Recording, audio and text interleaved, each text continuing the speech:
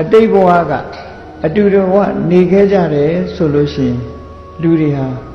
တဦးနဲ့တဦးနီးစပ်သွားကြတယ်ကဲကိုယ့်အကိုစဉ်းကျင်စဉ်းစားကြည့်တခါတရံကိုတွေ့တဲ့ပုဂ္ဂိုလ်တွေထဲမှာတခါတရံမြင်းမြင့်ချင်းခင်သွားတဲ့ပုဂ္ဂိုလ်ရှိသလို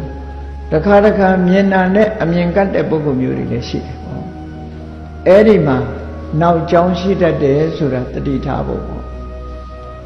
မျက်နာမြင်နာနဲ့အမြင်ကတ်သွားတယ်ဘာမှမလုပ်ရသေးဘူးမြင်မြင်ချင်းမုန်းတိမှုဖြစ်တယ်ဆိုရင်အထူးတတိထားဖို့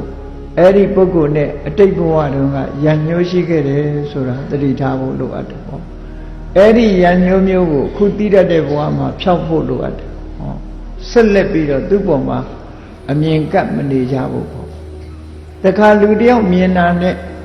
ချစ်ခင်သွားတယ်ဆိုတာမျိုးလည်းရှိတယ်တခါမြင်လိုက်တာနဲ့ခင်မင်ပြီးတော့သွားတာမျိုးအဲ့ဒီပုဂ္ဂိုလ်မျိုးတွေကြတော့အတိတ်ဘဝတုန်းကအတူခင်ခင်မင်မင်နေခဲ့ကြတဲ့ပုဂ္ဂိုလ်မျိုးလို့ဒီလိုဆိုတာပေါ့အမျိုးတော်ခဲ့ကြတယ်မိသားစုထဲမှာဖြစ်ခဲ့ကြတယ်ဆိုတဲ့ဖုံးကွယ်နေတဲ့အတိတ်တွေဟာသွေးထဲမှာလာပေါ်တယ်သွေးဆိုတာစိတ်ကိုပြောတယ်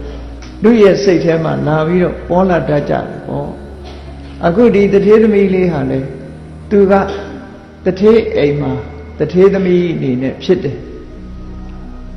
သူနှစ်သက်မြတ်နိုးတဲ့ပုဂ္ဂိုလ်ကတောသားမုတ်ဆိုးတူဖြစ်သွားတယ်ဘာဖြစ်လို့သူတို့ဒီလိုဖြစ်ကြရတယ်လဲလို့ဆိုလို့ရှိရင်ကတ္တဗဖေယလက်ထက်တော်အခါကာလတုန်းကသူတို့ဟာဇနီးမောင်နှံတော်ခဲ့ကြလက်ဥကလေးကြည်နူးတဲ့စိတ်နဲ့တစ်ချိန်လောက်လက်ဥကလေးခြိလိုက်တာနဲ့ပဲနတ်ပြည်လူပြည်ရောက်ပြီးတော့သွားကြတဲ့ပုဂ္ဂိုလ်တွေဟာမရည်တွက်နိုင်လောက်အောင်များပြားတရားသူတရားမြတ်ရဖို့ဆိုတာကြတော့မြတ်စွာဘုရားရဲ့အဆုံးအမကြာကြာနာနာနားလည်ပြီးလိုက်နာကျင့်သုံးတဲ့ပုဂ္ဂိုလ်မှတရားသူတရားမြတ်ဆိုတာရ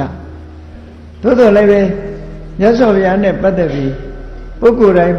ဟာမိမိရဲ့ကြည်နူးတဲ့စိတ်နဲ့မြတ်စွာဘုရားအပေါ်မှာပူဇော်လိုက်တာနဲ့တပြိုင်တည်းကောင်းကျိုးချမ်းသာတွေရသွားတာတော့လောကသားတို့အတွက်မြတ်စွာဘုရားရဲ့ကြိုးပမ်းအားထုတ်ချက်ပဲတစ်ခုဖြစ်တယ်ပေါ့